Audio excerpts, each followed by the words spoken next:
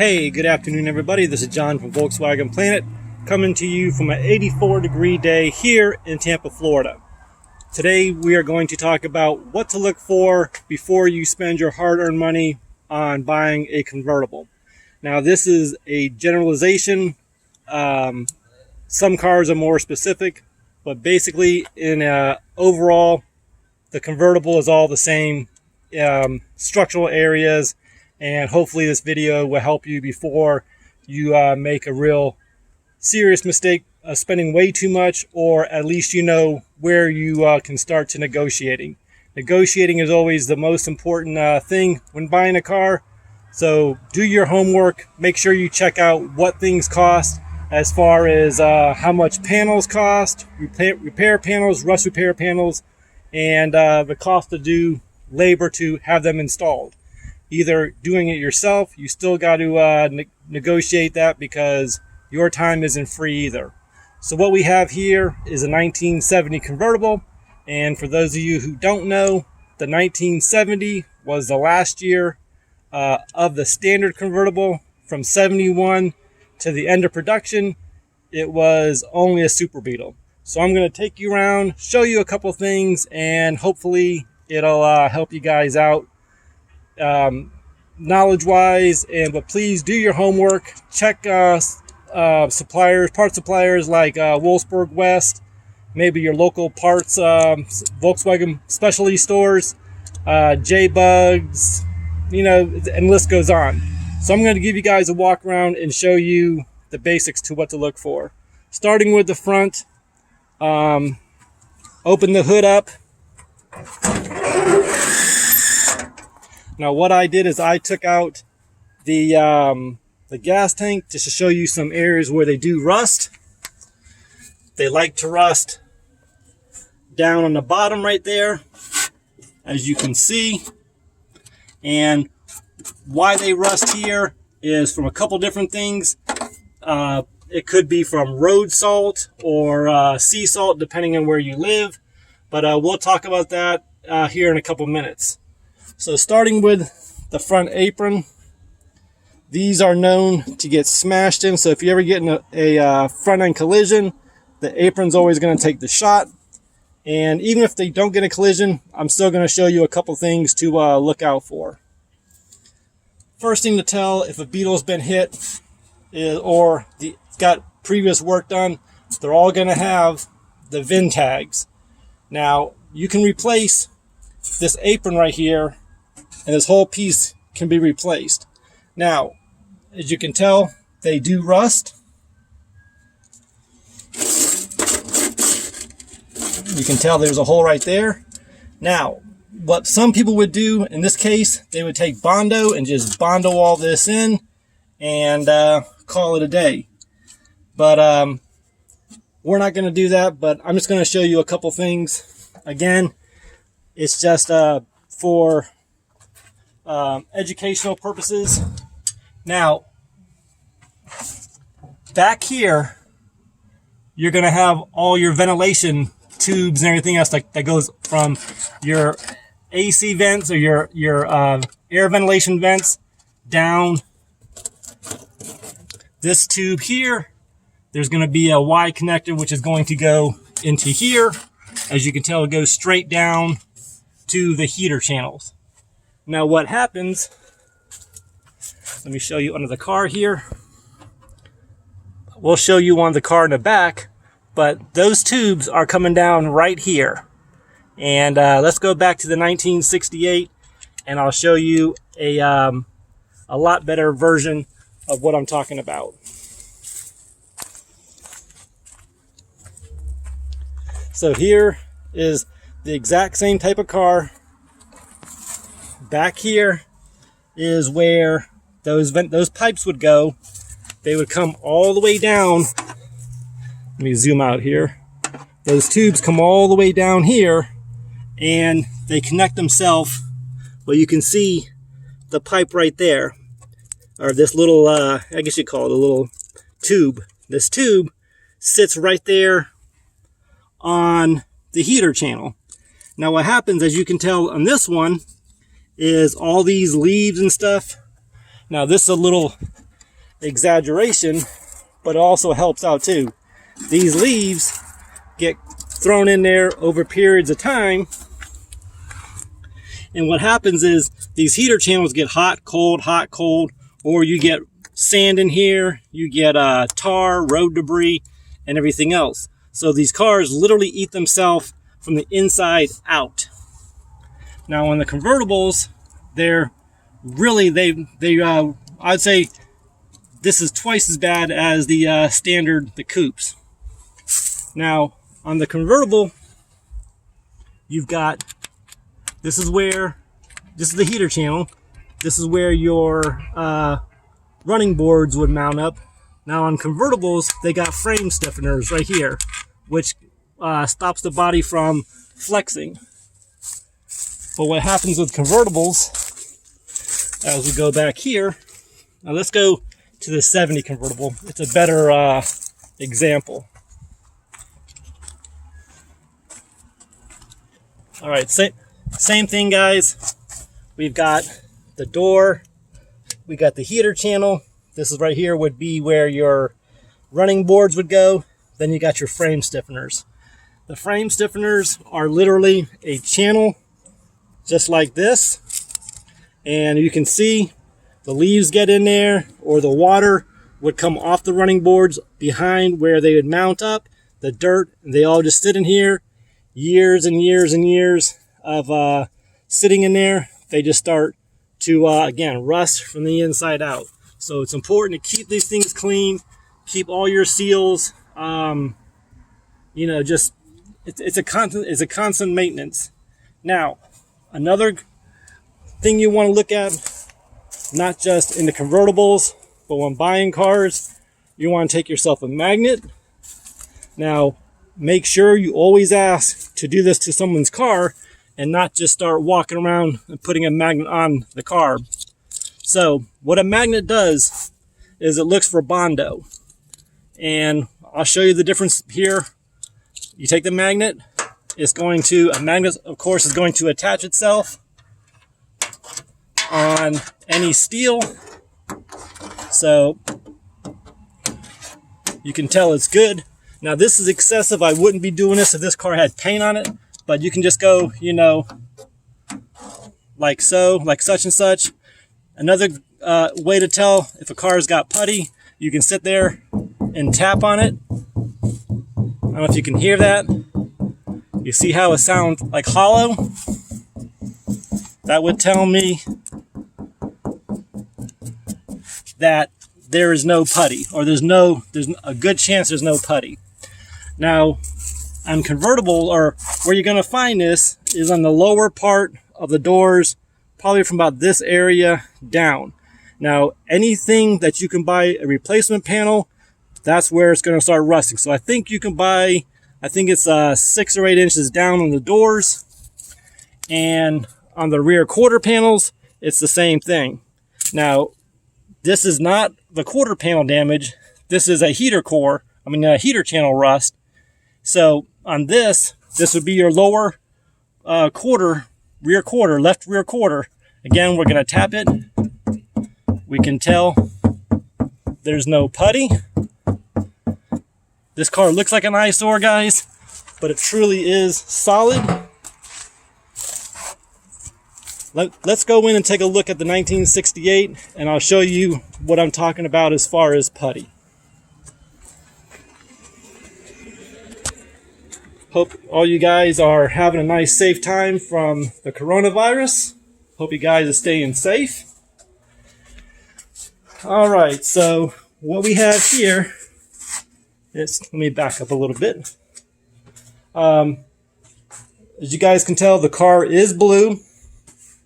Now, for those of you who are not familiar with bodywork, Bondo, whatever you guys want to call it, filler, this door has been skim coated, and I'll show you and explain to you how your friend the magnet can help you and understand at least where you stand or what kind of condition the car is in. So again, we're going to take the magnet. We know that up here it's obviously metal, but when you come back down to the lower quarters, You see how it doesn't attach itself? Like, it doesn't, grab as much. Now listen to the way this sounds. We'll start up here. You hear how it's, you can tell it's a solid, hollow. Well, wait till you come down here. You see how solid that is? That right there. Right here, I can guarantee you there's putty because it sounds real solid. We'll put the magnet on it. And you can tell, see? It's not grabbing like it used like we did when we go up here to this metal. Now, don't let no one tell you that, oh, this is a different kind of metal down here, because it's all the same thickness and gauges and everything else. Now, this got so much Bondo in it or putty in it that it's not even sticking to the magnet. Come up here, it's grabbing, see? Now, this is typical. Now, you are going to find where, like, all cars are going to have putty into it. But you want to be like this, where you still have, where the magnet will still grab a little bit. Because this right here just telling me that there's maybe some surface scratches, or maybe there's like a little bit of gouge in this area. So a little bit of putty is not going to be that bad. But again, if this magnet is not touching itself, like, or not wanting to grab onto it like this, I can tell this is full of putty. And I know for a fact that it's full of putty because I've seen the pictures before. This is not the original door. I do have the other door in the garage, at another garage. So I wanted to show you that. And let's go back up to the car real quick, and I'll show you some more things, what to look for in the convertibles.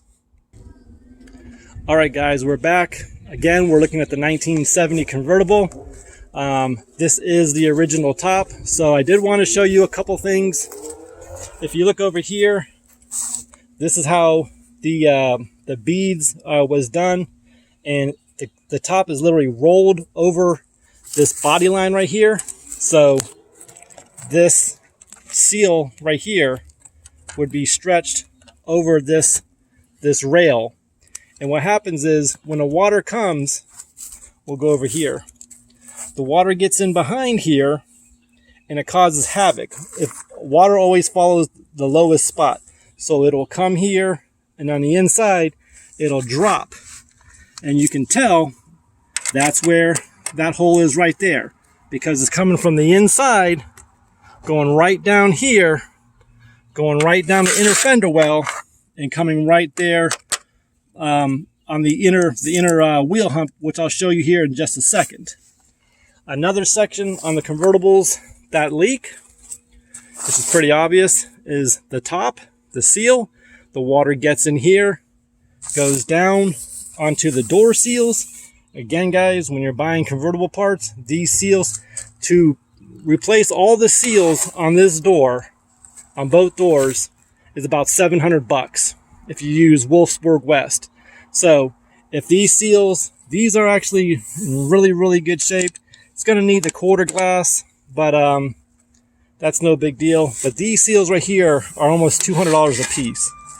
Again, these are really expensive, but again, water gets in there and goes down. And sometimes we don't see it until it's too late. So let's go over to the inside of the car, and I'll show you. Well, first, let's talk about the outside.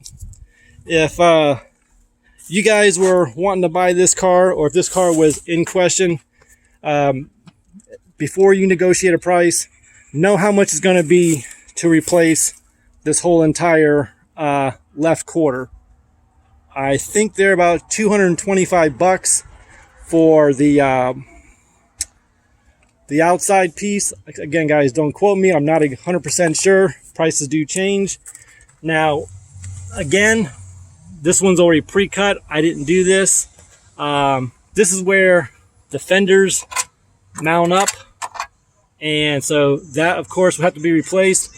The only way I know how to do that is if you're really good, you take it to a body man and he puts those holes in there. Or you can do, like I'm going to, like my intentions are, is to buy this whole entire wheel well, which I think is about $125 or $150. But the problem is it's another 125 or 150 bucks to ship it. So now you're talking 250 bucks for the outside piece. Let's say another 150 bucks for the inside piece. So now we're at 400 bucks just for this piece right here, just to take care of the left rear. So we're at 400 there. Let's say we're going to do this the right way and have another 400 there. So now we're at 800 bucks just for metal. Now that's not including the seals and all the little miscellaneous little parts. That's strictly doing metal work. So I'm going to bring you on the inside of the car here. I'm going to show you where the water leaks. Let me explain this real quick. Sometimes you'll see right around here there might be some tape, or there might be a hole. This is where the frame comes down. When you put the top down, this part right here, and wears the tops out prematurely as compared to the rest of the body or top. Now, this is what happens on the interior. Again, we're showing you this right here is the frame rail or the top rail. The water got in behind here and it ran right down on the inside and it blew out the fender well right here, and it just keeps going, which this would be your heater channel, and you're going to need the floorboard to fix this. So now we're talking about a floor pan, which is what, 125 bucks, inner fender well, probably another 100 bucks. So now we're at 12 to 1500 bucks. So not only do we have that, but we also have more damage when we pull the seat back, because if the bottom of the window leaks, which we can't tell because it gets behind that headliner and it starts to come down, then we got this happen. Now it's going to need a real parcel tray. The parcel tray goes like this and comes back down. As you can tell here, this whole entire piece, which if you look back there, it's all rotted. And that's the fender well that I was talking about, where the water comes in, runs right down there, right here. It runs straight down. But it goes into the corners where you can't see it. You're probably going to smell this before you actually see this. So let's add this up now. So we're now talking $1,000 for both sides, inner and outer. We're now talking, I think the rear parcel tray, don't quote me, but I think it's 200 bucks. So now we're at $1,000 just for metal. And that's not including, this is just all the stuff you won't see, and all this stuff, this no chrome, this is strictly metal work. Now to replace all this from literally the behind the doors, the whole entire rear of the car, because you're not going to spend $1,000 here and leave a whole entire parcel tray gone. Now the saying, the top goes down, the price goes up. Yes, that's very true. But with these cars, it is better to buy these cars completed, as long as you got your magnet and you know what you're doing and what you're looking for. So let's go over to the other yellow 68 convertible, and we'll finish this video up. So we talked about the front apron already. We talked about the lower section where the ventilation comes off your AC vents. I'm sorry, your air circulation vents. Comes down the inner fender well, goes into the heater channels, and rust out here. Now you may want to take a air gun with a long extension to keep trying to blow this out, because this is what's going to happen. You're going to get dirt in there and everything else.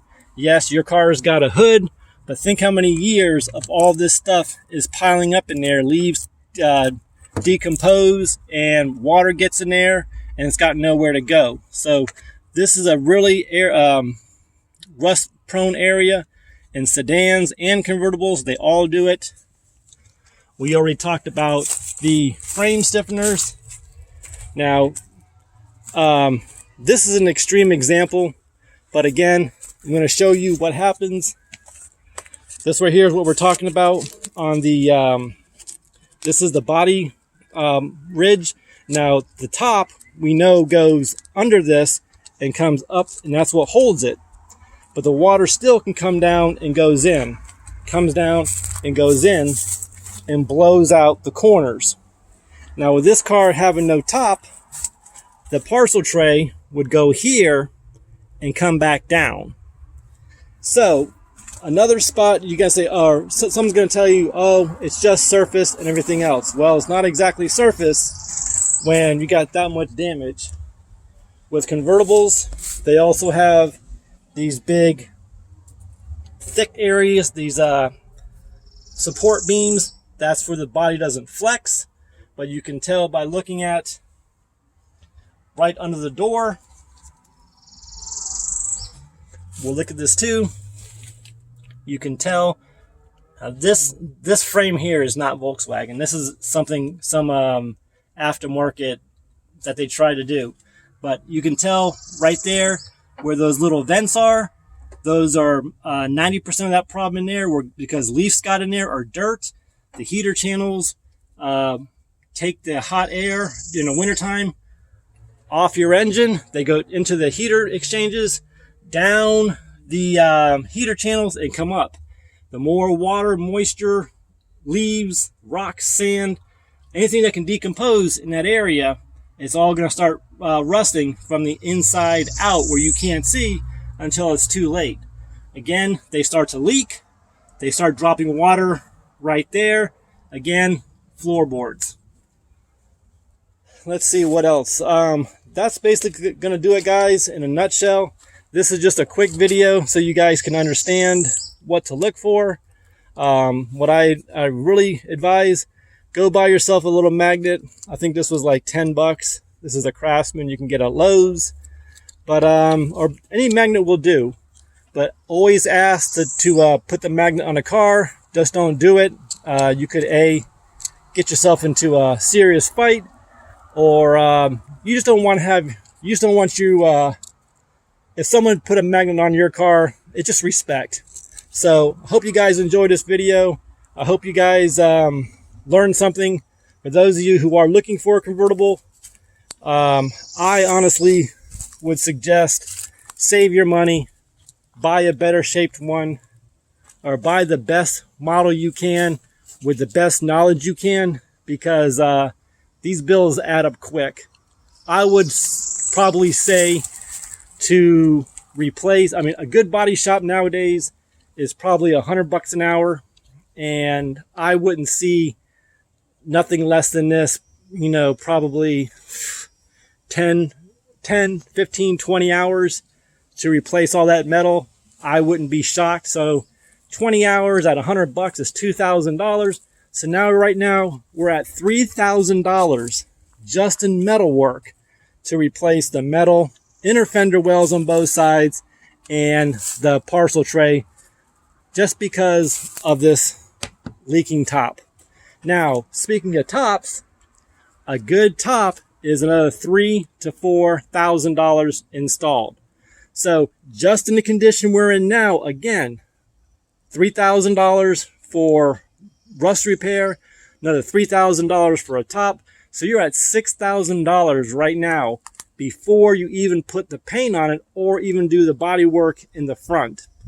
This car right here, if I would have to guess, it would take $15,000 to $20,000 just to do the outside of this car the right way, which would be cut the rust out, bead blast, media blast it, two-stage epoxy primer, and just getting it ready for paint. I would say it's probably going to be $15,000, maybe even $20,000 for the paint, all said and done, coming back from the body shop, where all you got to do is put the interior in these cars.